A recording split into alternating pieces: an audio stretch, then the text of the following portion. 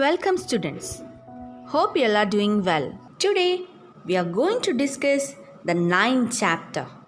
The name of the chapter is Gandhiji and the Freedom Struggle.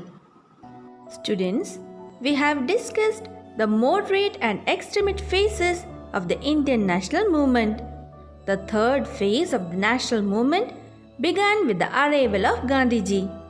The period between 1919 and 1947, when Gandhiji led the movement, is known as the Gandhian phase. Now, let's begin. Gandhiji's entry into the national movement. After an eventful stay in South Africa for many years, Gandhiji returned to India on 9 January 1915. He travelled the length and breadth of the country to discover India and to discern the problems of Indians. Gandhiji led an exemplary life of simplicity. He interacted with common people in their language. He devised a unique method of non-violent resistance known as Satyagraha. He established the Sabarmati Ashram at Ahmedabad in Gujarat for the propagation of his ideas. The leadership of Gandhiji led to massive participation of people in the national movement. Earlier movements.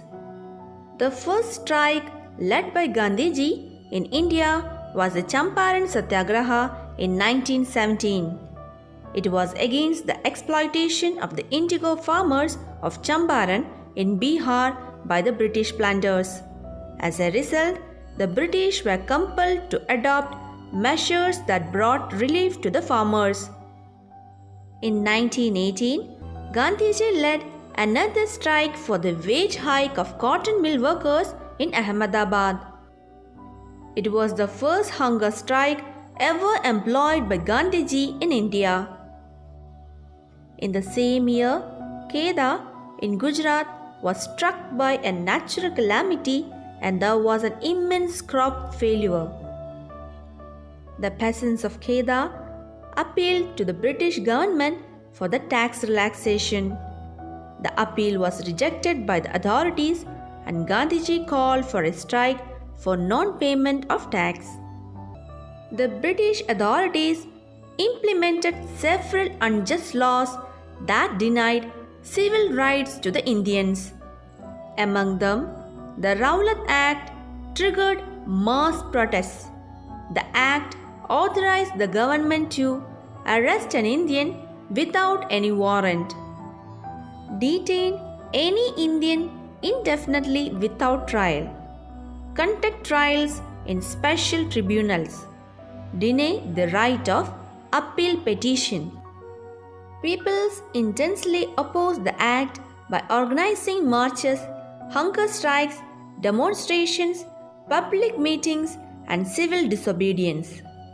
Gandhiji called for a countrywide protest, observing 6 April 1919 as Black Day. The whole nation responded with a hitherto unseen set. In Punjab, the leaders of the protest, Dr. Satyapal and Dr. Saifuddin Kichlu, were arrested. Hope you all understood what we learned today.